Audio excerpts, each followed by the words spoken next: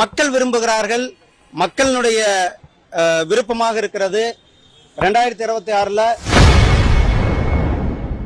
முதல்வர் ஸ்டாலினை 2026ல் வீட்டுக்கு அனுப்பிவிட்டு மும்மொழி கொள்கையை செயல்படுத்துவோம் என மத்திய அமைச்சர் எல் முருகன் செய்தியாளர் சந்திப்பில் தெரிவித்துள்ளார். முதலமைச்சர் அவரு தொடர்ந்து அவர் ட்விட்டர் பக்கத்தில் போட்டுட்டே இருக்காரு, இது வாய்ப்பே இல்லை, மும்மொழி கொள்கை தமிழ்நாட்டில் ஏற்கப்படாது அப்படின்னு சொல்லி. மக்கள் விரும்புகிறார்கள், மக்களுடைய விருப்பமாக இருக்கிறது. 2026ல் ஸ்டாலின் அவர்களுடைய திமுக ஆட்சி வீட்டுக்கு அனுப்பி வைக்கப்படும்.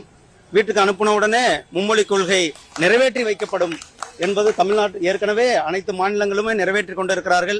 அவர்கள் இடைஞ்சலாக இருந்த இந்த அரசாங்கம் இடைஞ்சலாக இருந்தால் அந்த அரசாங்கம் தூக்கி எறிவது இன்னொரு 10 மாதங்கள் தான் இருக்கிறது. இந்த அரசாங்கம் தூக்கி எறிவதற்கான நேரத்தை மக்கள் பார்த்து கொண்டிருக்கிறார்கள்.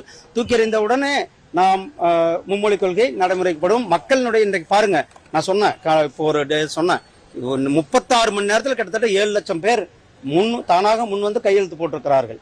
அந்த அளவுக்கு ஒரு வரவேற்பு இருந்து கொண்டிருக்கு. மக்கள் 3வது மொழியை கற்க வேண்டும் என்பது அவர்களுடைய விருப்பமாக இருக்கிறது. மக்கள் விரும்பும் பொழுது அதை தடுப்பதற்கு யாருக்கும் உரிமை இல்லை. என்னுடைய மாணவன்,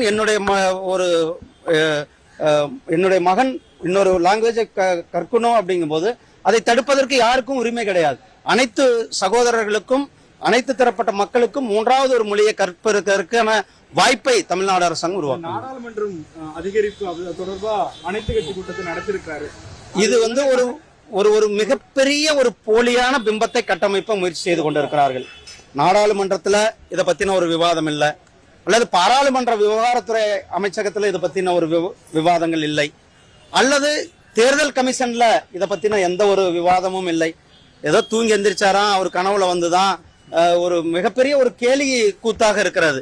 எந்த ஒரு அடிப்படை ஆதாரமற்ற ஒரு விஷயத்தை, ஒரு பொய்யான பிம்பத்தை மக்கள் மத்தியில் கட்டமைப்பதற்கு, ஏன்னா அவருடைய ஆட்சியினுடைய தோல்வியை மறைப்பதற்கு, இந்த ஆட்சியினுடைய விலைவாசியை மறைப்பதற்கு, சொத்து வரி, மின்சார கட்டணம், ஊழல், லஞ்சம், லாவண்யம், இதையெல்லாம் மறைப்பதற்காக ஒரு இல்லாத ஒரு பிம்பத்தை கட்டமைப்பதற்கான முயற்சி செய்து கொண்டிருக்கிறார்கள்.